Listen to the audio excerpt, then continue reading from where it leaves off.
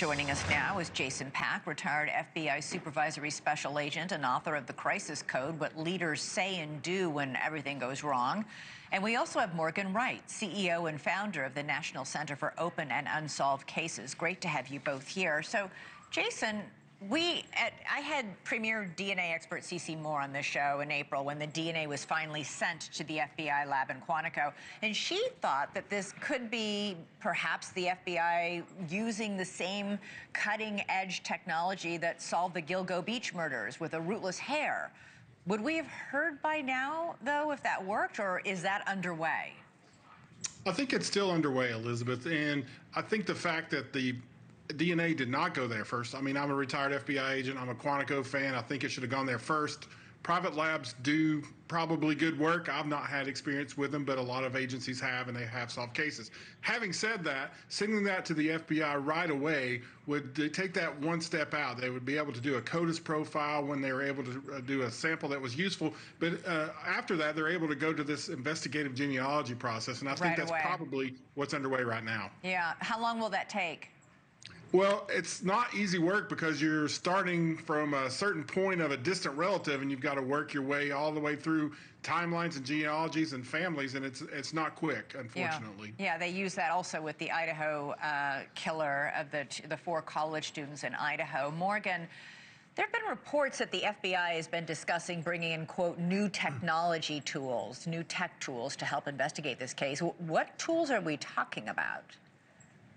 You know, Elizabeth, I thought about this, I heard this, and it's kind of like, it could be things around forensics, some types of forensics of the video. Maybe they've been able to enhance things, new processes, the way that they found the video up in the cloud.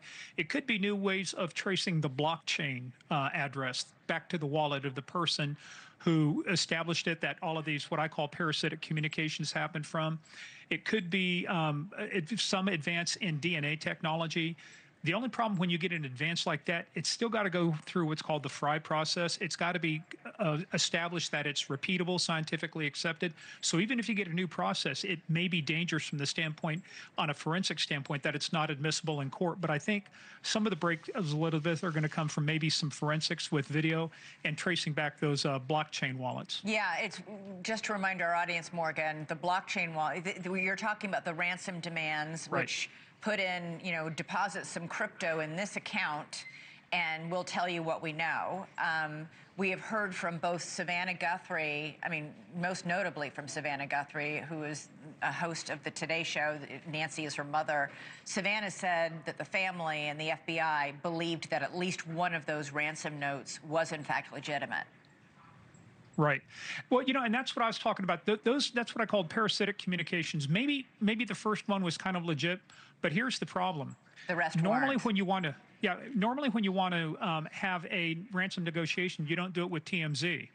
So, I mean, there's ways to do this, and Jason knows this too. I give the FBI credit. They basically stopped abduction, kidnapping in the U.S. because they got so good at doing this. When I was state and local, we relied on them for cases like this, but we're in a new age where this is a new day, and the ransomware, the blockchain, and tracing it back with the dark web, with the ways that it can be hidden, makes it very difficult, but the FBI is uniquely suited to do that. Jason, there's a lot we don't know. There's a lot the public doesn't know and the public hasn't seen. You know, you don't know what you don't know is actually a really important thing to remember. We haven't seen and don't know about the forensic reports, the communications records, the cell phone records, the cell tower records, all the evidence, the physical evidence they've collected so far, and any more of the video they might be collecting.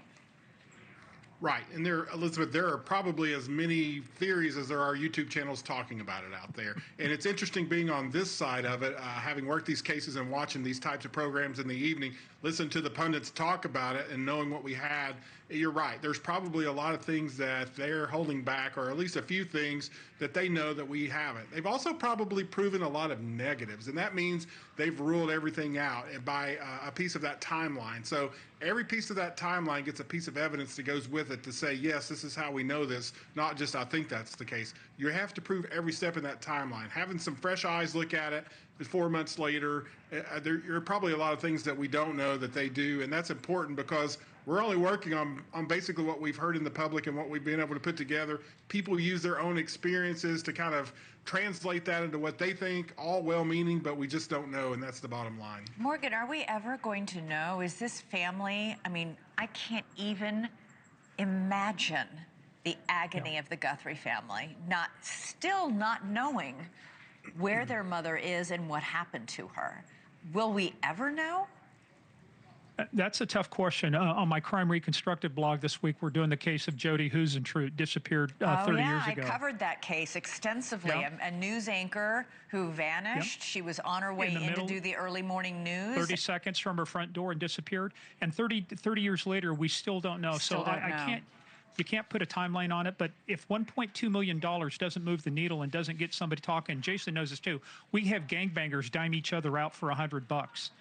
$1.2 million is not moving the needle. That tells me it's either a single person, or if you got two people, it's difficult to keep a secret. But I go back to most likely a single person, single offender, and it's easy to keep a secret when you're the only one who knows it. Jason, do you agree it's a single offender?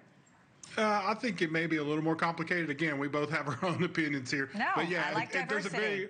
There's very few. It's a small circle because he's right. Morgan's right. It is hard to keep a secret. So, and you're right, Elizabeth. Just not knowing. Savannah and her family are living out publicly what many families experience all the time, and they don't. And the public doesn't get to see that. It's just heartbreaking. Heartbreaking. Jason Pack, Morgan Wright. Thank you both so much. Really great to talk to both of you.